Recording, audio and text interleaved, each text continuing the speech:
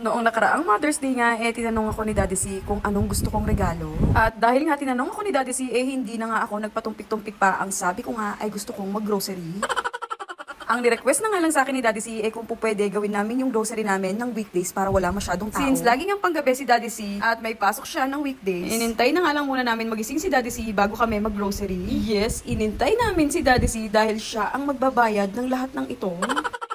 Sa totoo lang, last 2 months pa nga ang grocery ko ng madami. Kaya naman, susulitin ko na nga talaga ito. As mami talaga, isa sa kasiyahan ko ang mag-grocery.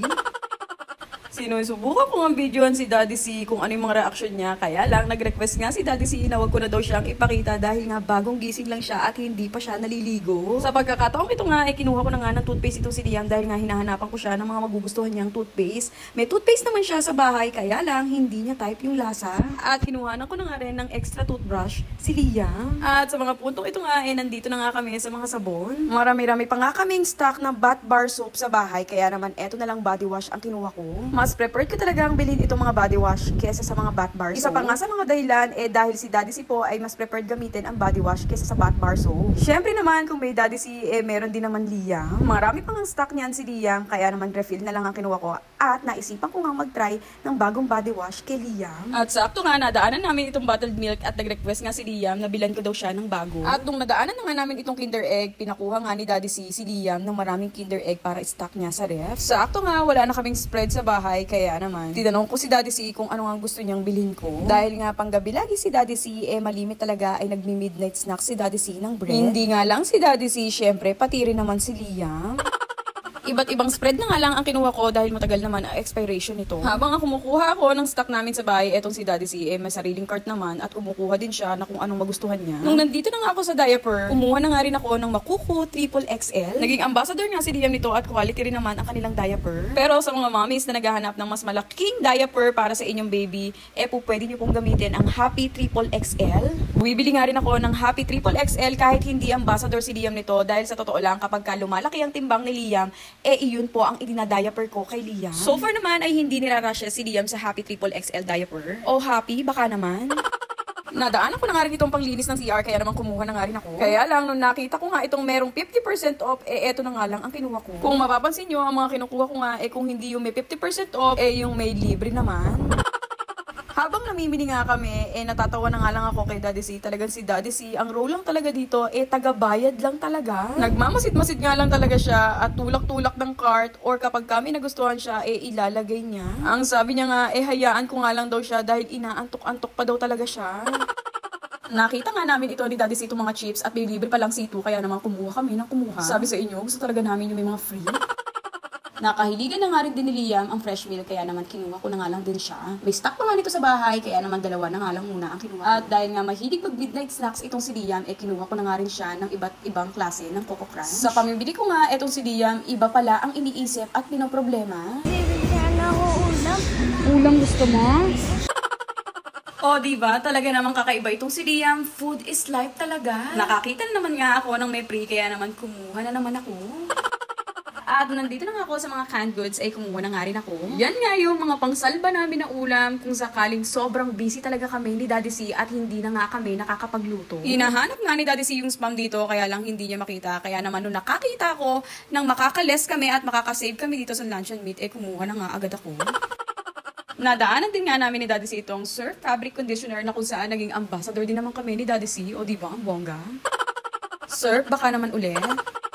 Kumuha na nga rin ako ng banana ketchup para kay Daddy C at tomato ketchup naman para sa akin. At nung nakita ko nga na may pritong nesty na pig shell, kumuha na nga ako ng 3. O, sinabi ko naman sa inyo, hindi ako magpapahuli sa mga free.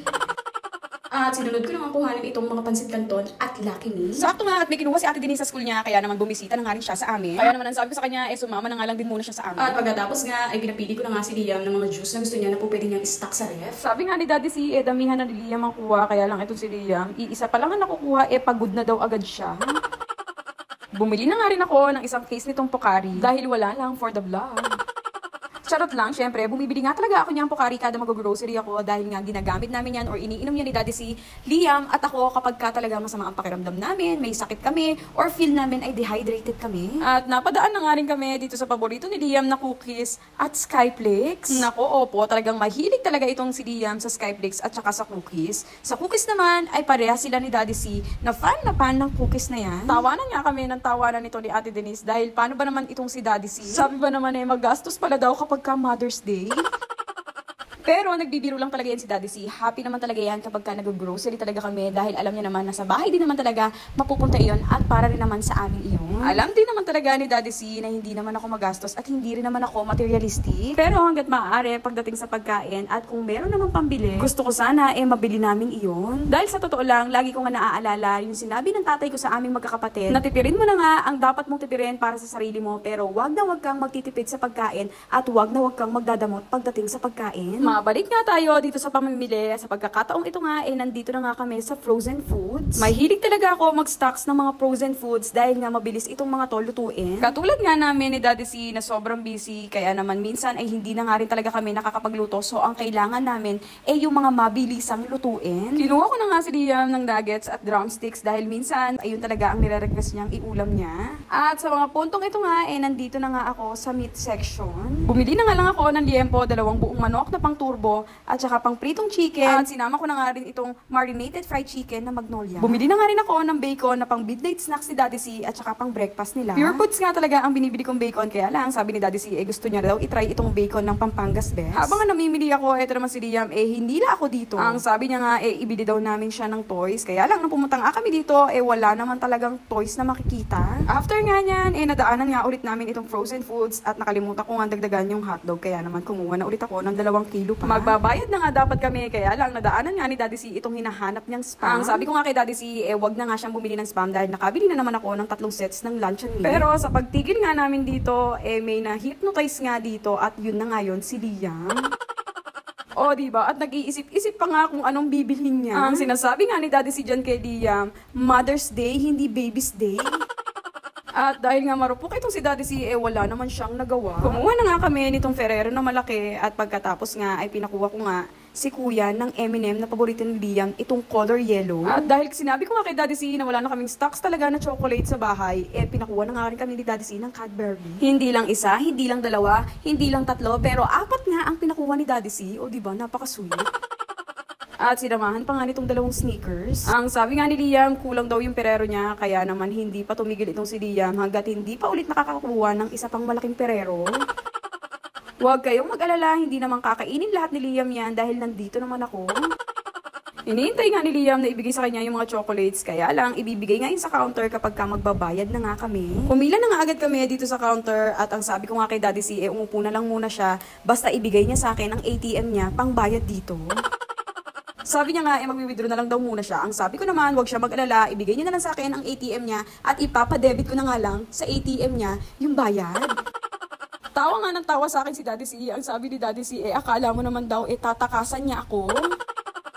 Hindi naman ganon si Daddy C, pero yung mga ganyang salitaan, biruan lang talaga namin ni Daddy C. Ang sabi niya nga sa akin, kapag ka Father's Day, magtatatlong cart din siya ng grocery.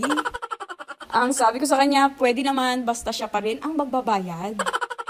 Ito nga mga grocery namin, palagay ko ay aabuti na sa amin to ng 1 buwan. Usually nga kapag ka nag-grocery kami ni Daddy C ng maramihan, kapag ka may nababawas nga sa aming grocery ay dinadagdagan na lang namin ng paunti-unti para hindi na kami nag-grocery ng maramihan at isang bagsakan. Bukod nga dahil sa busy kami lagi ni Daddy C, iwas na din sa pagod at para na rin hindi masyadong mabigat sa bulsa kapag ka nag-grocery katulad nito ng maramihan. Mas prepared din talaga namin ni Daddy C ang nag-grocery kaysa bumili ng patingi-tingi sa tindahan. Bukod sa mainit, mas hassle at sigurado naman mas makakamahal pa kami sa mga patingi-tinging bili sa tindahan. Kaya naman, ito na rin talaga ang nakasanayan namin ni Daddy C. Habang busy nga ako sa kaka-assist sa counter, ito namang anak ko ay pinagkakatuwaan nila Daddy C C at pinapasayaw pa nga. Pagkatapos nga magsayaw ni Liam, mukhang napagod at pumunta nga sa akin, nagpaalam, nakakain daw sila ni Daddy C. Sa mga puntong ito nga, tinanong nga ng cashier kung meron daw akong Pure Gold card. Ang sabi ko nga, expired at sinuggest niya nga, kumuha daw ako ng bagong card. Sayang naman daw kasi dahil marami-rami rin points ang pwedeng mapasok sa card base nga dun sa mga pinamili namin. Kaya naman nag-fill up agad ako ng application at nag-proceed na nga ulit kami dito sa counter. Ang sinasabi nga ni Liam sa akin dyan, ang tagal daw ng order nila ni Daddy C.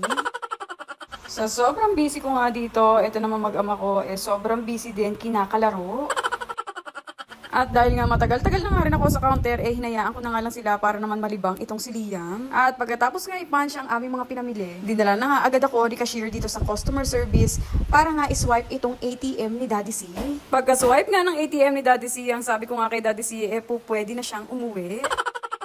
O diba? At talaga namang ramdam ko talaga ang Mother's Day. After nga yan, inintay ko na nga itong resibo para nga makalabas na rin kami. Ayan, hindi na kasya si Liam. Ano ba yun? Ano ba yun? May dito na ako sa'yo uupo. Relax ka lang. May kamulitan ko yung McDo. Magnum, nakalimutan mo ba? May nakalimutan ka pa, ha? Ay, yung kasi Hindi ka na kasya. yung bago. Paano? Kasi madami kang binili. Ay, naku. Namang healthy.